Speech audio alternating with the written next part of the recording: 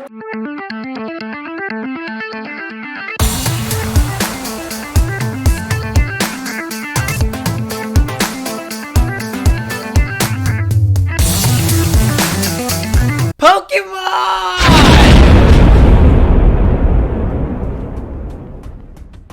me take you back to the year 2004. Every Wednesday night, my family would rush back home from Wednesday night supper at our church to watch our favorite show, Lost. Seeing as how me and my big brother were just kids and couldn't exactly follow everything in the convoluted plot of Lost, we had to find other ways to entertain ourselves while our parents were enthralled. And Pokemon was our answer. We would play Ruby and Sapphire all night long. On long car rides, we would try and decode the language to get the Reggies and just battle and help each other out any way else we could. But we've been doing that a long time preceding Ruby and Sapphire. Before we got our hands on the third generation of Pokemon games, we'd already been playing the heck out of all the other games as well. And not to mention all the other Pokemon-themed media we consumed, the animated series and movies namely. We were so glued to our televisions when every one of these movies came out. They all hold a very special place in my heart, especially the heart-wrenching first movie. But none hit me quite as hard as this one, Pokemon Forever. We absolutely had Pokemon fever around this time, and this film in particular just skyrocketed our love into the stratosphere. So let's crack her open and see what she's all about. Our movie of the day opens up with an establishing shot narrated by the series staple character Brock. This quick pan through space then introduces us to the world of Pokemon for the 3 people on the planet who are unfamiliar. But I can't hear Brock's voice without thinking of him incessantly trying to get in some girl's pants, triumphant music aside. I just think it's funny given his persistence for Poon. But after that, we're given this brief synopsis of the so-called Pride of Pallet Town and our timeless protagonist Ash Ketchum, as well as his adorable sidekick, first Pokemon ever, and best friend, Pikachu. I guess it's kind of assumed you've watched the other 3 Pokemon movies and the anime up until this point, because it introduces you to Brock and Misty just boop, like that. They fade in without any explanation. This wasn't really a problem for me, seeing as how I owned several VHS tapes of the episodes, played all the games, and watched the other movies all the time. But it would assuredly spell trouble for those who didn't know a Spearow from a Pidgey. We're then dropped directly into a very intense chase scene following a distressed small green Pokemon. This scene looks really cool, and it seems to use a sort of deep canvas technique. Deep canvas being a practice that Disney created during Tarzan's production in 1999 that utilizes 3D backgrounds and camera movements with the two-dimensional characters being drawn and positioned over the terrain. This scene is honestly really tense, and this green thing must have kicked sand in this Houndoom and Scyther's lunch, because they mean business. We're then shown this weird kid who almost has an aneurysm with anime sounds after seeing an anus in this huge fallen tree for some reason. Anyway, this green-haired hippie lady jumps down and tells the kid to be careful and stand still when he hears the voice of the forest. She then goes on to say that the spirit that protects this forest makes a noise when it uses its special power to travel to and from the past. Oh no. I forgot we'd be dealing with time travel. You stay out of this. She then gives him a dirty loaf of bread she made and tells him to be careful and not get dragged off to another time. So we know immediately that he's going to get dragged off to another time. But he just marches along. Jumping back to our green creature's predicament, things aren't going so well. It's revealed that these Pokemon belong to a Pokemon hunter. Then, narrowly escaping and realizing his home is in trouble, the Pokemon calls out to warn the surrounding inhabitants. The Pokemon of the forest hear the frantic call and start booking it out of there. And our young lad with a god-awful haircut not too far off definitely is wondering how the Pokemon heard him let that fart go, since he was so sure it was quiet. Our chase then crosses paths with the boy, and after running over and finding the green Pokemon in trouble, he then yells at the Scyther and Houndoom to let it go! To which Houndoom tells him to promptly piss off. But that's just enough time for the prey to summon the smallest and most pathetic-looking vines to wrap up the opposition. Never mind Scyther has blades for hand or that Houndoom can breathe literal intense fire, these grapevines are truly menacing. But nonetheless, this is enough of a distraction for the green thing to jump into the arms of the child. The hunter then pulls up and demands that the boy hand over that Celebi, a rare Pokemon that will fetch a high price.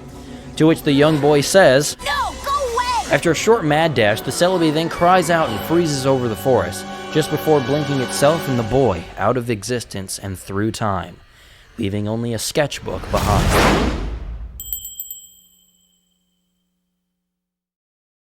We're then jumped 40 years into the future, where the hunter all those years ago is being interrogated by a guy who I can only classify as an anime villain.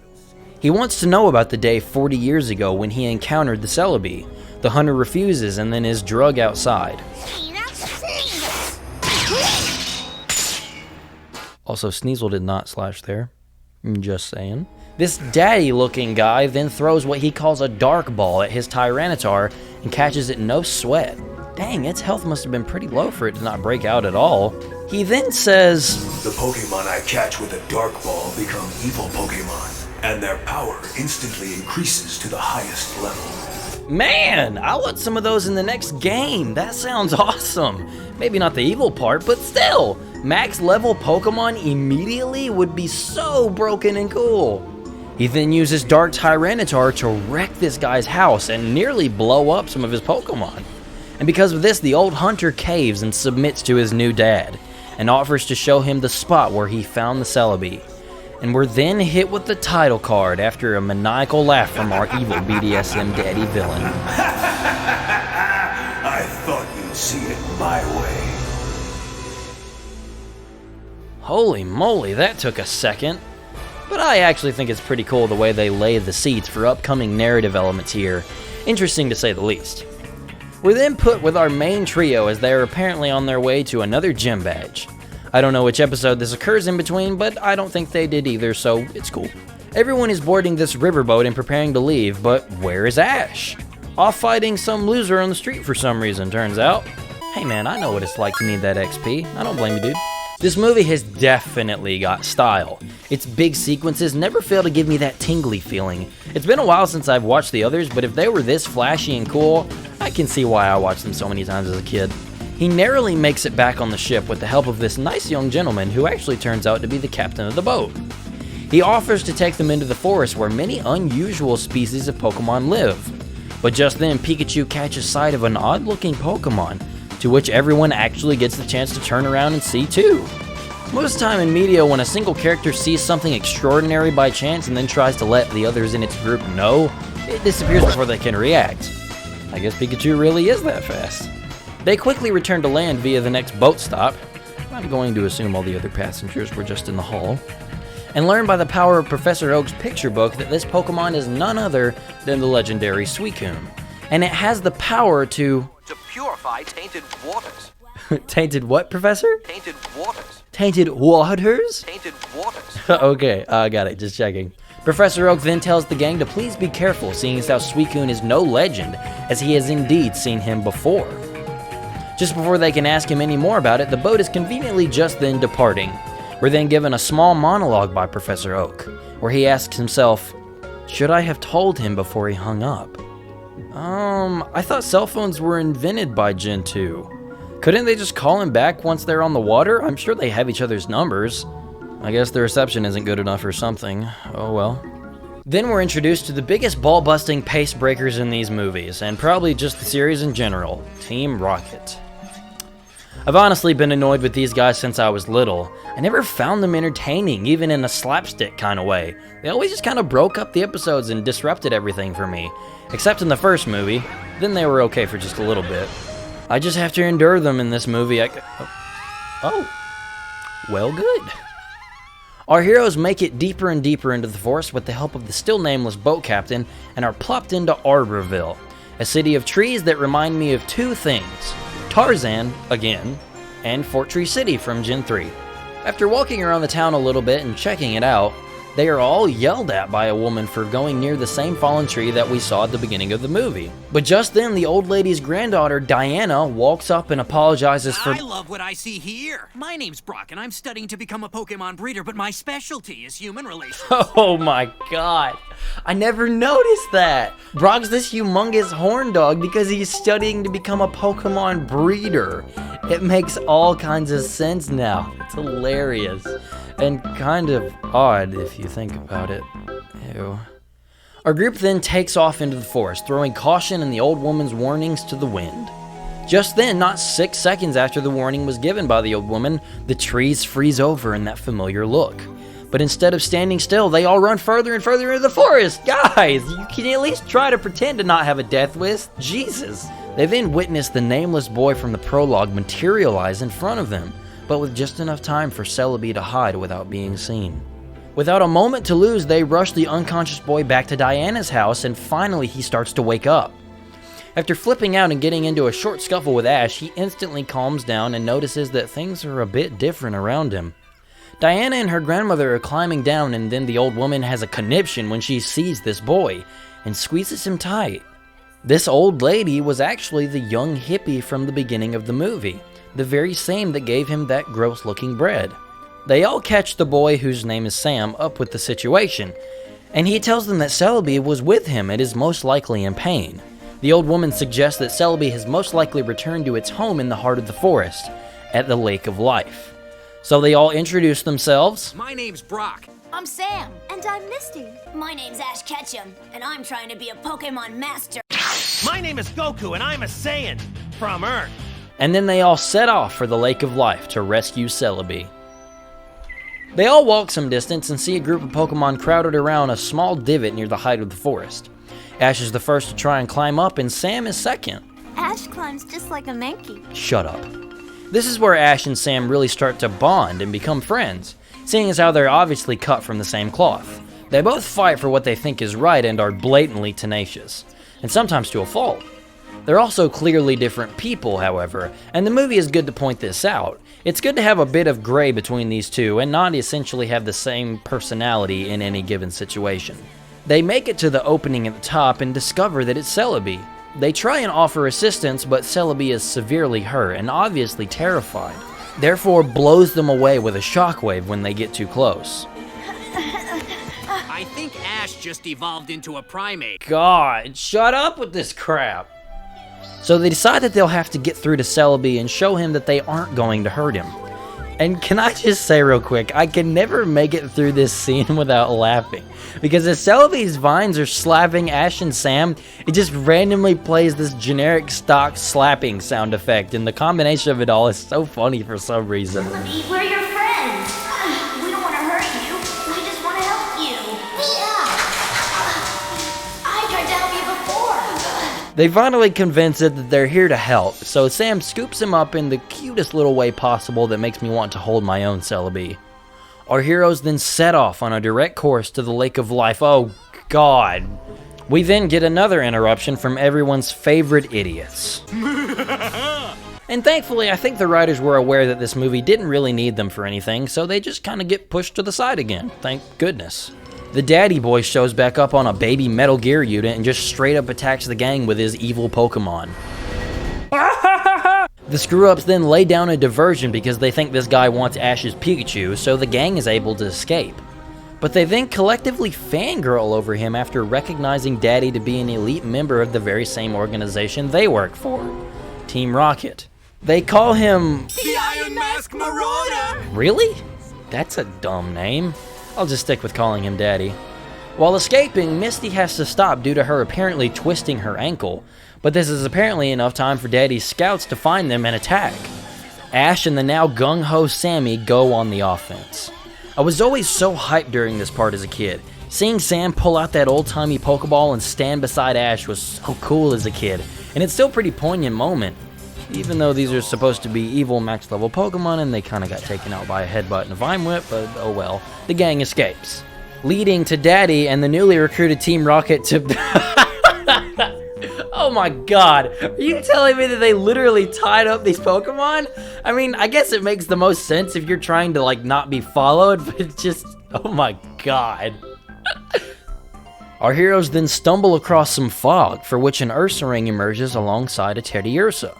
They then are asked to follow a number of the local Pokemon, which help lead them to the Lake of Life. Celebi then recognizes the lake and becomes restless. Sam takes Celebi into the water, which allows the healing water and the sunlight to restore him back to health. This is another moment that as a kid really struck me, and now too, honestly. It's such a powerful and solid payoff to see this creature feeling better and thanking the team for their help. And it's such a playful and fun reward for making it this far in the movie. It's so superbly well done and looks amazing animation-wise. And most importantly, just look how cute Celebi is! Is it any wonder why this is my favorite Pokemon? Oh, I love him! After a hard day of playing, they all settle down for the night, even though they know they have an insane person chasing after them. Right? But anyway, who cares? Ash wakes up to find Sam sketching Pikachu and Celebi as they sleep. He says he always sketches down new Pokemon when he comes across them. Ash comments that it's very much so like a hand-drawn Pokedex, and how he's sorry that Sammy is stuck in this future. Sam then comments that he's sad he'll never see his mother again, but he thinks he could get used to living in the future. And then they start talking about their mothers, and it's honestly a really great character moment for both of them. It gives us another reminder of the final goal of this journey, getting Sam back home. The next morning, everyone is just kind of nonchalantly walking back towards the entrance of the woods when... it was an ambush. Oh no, who could have seen it coming? Pikachu tries to stop Daddy with a Thundershock attack, but it doesn't work. Even though if it is some of the coolest effects frames in the movie, unfortunately they capture Celebi, and the unthinkable happens. Dark Ball, go!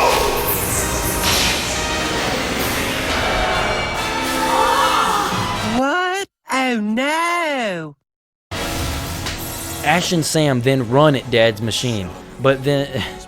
okay, I don't know if this movie does it on purpose, but it has some of the most perfect comedic timing I've ever seen. Stupid kids. It frankly kills me, man. This is enough of a distraction for Ash to make the jump and wrestle the Dark Ball out of Daddy's possession. But not for long, as Dad knows all the kinky tricks to get Ash to give up the goods. But just then, the Pokemon of the forest gather together to stop Daddy. But Celebi is released and makes short work of all the Pokemon trying to save it. He's then commanded to display more of its power and does just that with Daddy by his side. An injured Ash and the rest of the heroes are picked up by Diana, her grandmother, and the boat captain to go confront the rampaging spirit of the forest. We also see a shot of Suicune leaping from his mountaintop towards the action. With Daddy now in control of Celebi's power, he intends on taking over Team Rocket and eventually the entire world, and Celebi will be the sword in which he strikes with. The gang tries to reason with Celebi by saying its name a few times, and that goes about as well as you think it would. They crash down in the now tainted Lake of Life, and Ash attempts to stop the massive stick monster with another Thundershock. It wasn't very effective. Celebi is then commanded to get rid of them, so he aims a sideways kill shot at Sam, Ash, and Pikachu, and fires. But they're all miraculously saved by Suicune, the legendary North Wind as he's called in the legends. I just know him as one of the 3 legendary beasts, but hey, different strokes for different folks, I guess. Daddy then sends out his Dark Tyranitar to attempt a catch of the Suicune too, but they put a quick stop to that, and Onix gets mad and yeets Tyranitar across the water just before collapsing himself. They launch one more offensive on Celebi before they're caught and separated from Suicune. Jesse of Team Rocket actually does something useful and catches Sam, Ash, and Pikachu. The 3 best friends that anybody could have trudge up to Celebi in an attempt to snap him out of it again. The combined efforts of Ash, Sam, and Pikachu, the Pokemon of the forest, and everyone else doing their best to talk Celebi back into his old self. And it actually works! His Dark Ball is destroyed and the monster dissolves, with all of them narrowly making out alive. But at a cost. Celebi. He's dying fast with the Lake of Life becoming tainted, and the forest being in pain. The only way to save Celebi is for the lake to be cleaned and restored of its power. And the North Wind is the only one that has that power. So Suicune cleans up the water lickety-split, and Sam and Ash run over to kill Celebi just like last time. Only this time, it isn't working. Ash isn't giving up though. He keeps at it with everything he's got, but it's not enough. Celebi is gone. All of the creatures and the people alike cry out in agony for their fallen guardian. The spirit of the forest was forced to destroy its own home, and then wasn't strong enough to make it back. But just then, the sky opens up in a burst of light and cries out a familiar sound. The Celebis of all different timelines come down and take their fallen sibling up into the air. They swirl around him and share their power to revive the fallen Pokemon. He yells aloud and happily thanks them all for their help. Balance is finally restored to the forest, and Celebi is finally reunited with... Daddy isn't finished yet. getting the drop on Celebi and everyone else as he rockets off into the sky with Celebi held captive in his hands, but with Ash and Pikachu hanging on by his legs. After a quick struggle, Pikachu thundershocks and destroys the jetpack and saves Celebi in the process. That thundershock finally worked for you, huh, buddy? Dad drops down on his face and then gets webbed up by the forest Pokemon, and the villagers that didn't really do a whole lot in this story say they're going to make him regret what he did to the forest. Celebi then says his goodbyes and is preparing to travel back to his own time, but not before offering Sam a ride back as well. Ash and Sam have a heartfelt goodbye and they say that they'll always be friends. And just before they leave, Sam calls out to say he hopes they'll see each other again someday, before disappearing and returning to his life. The gang gets back to the port and calls Professor Oak to tell them about their adventure with these legendary Pokemon. After noticing Ash not saying much of anything, the professor asks him if everything is okay. Ash tells him that he made friends with a new trainer but was just unsure if he would ever see him again. Professor Oak tells Ash not to worry, that he and Sammy's friendship is bound to stand the test of time. But then, once again, conveniently, the boat whistle ends the conversation short and they have to say goodbye for now. As they're running to the boat, Misty stops to ask a very good question. How did Professor Oak know Sammy's name? But they just mark it up to Professor being an amazingly smart guy. Seems logical. Oh god, the boat, we gotta catch it! We're then treated to a scene of Professor Oak just sitting in his lab. He looks up and lets out a breath with the words, "It seems like it happened only yesterday." Thus ending Pokemon Forever.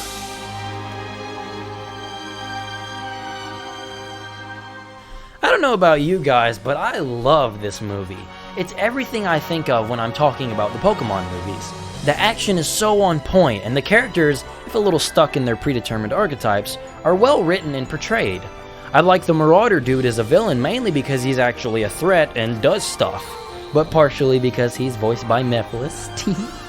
Even though he doesn't say anything, you can connect with Celebi so well due to him being so expressive. It's so great the way he's portrayed. Not too powerful, not too weak, but all great. If there's one thing I can take away from this film, it's probably the whole time travel thing. I know that's the crux of the whole movie, but the fact that Professor Oak didn't say anything sooner, or try to at least help Ash in the slightest, kinda rubs me the wrong way. It's very heavily hinted that Sam is a younger version of Professor Oak. I know that it would defeat the purpose of the movie for Professor Oak to give them some tips, but the moments where Oak just flat out forgets or disregards the events he knows will transpire, I just can't help but think it's a bit clumsy.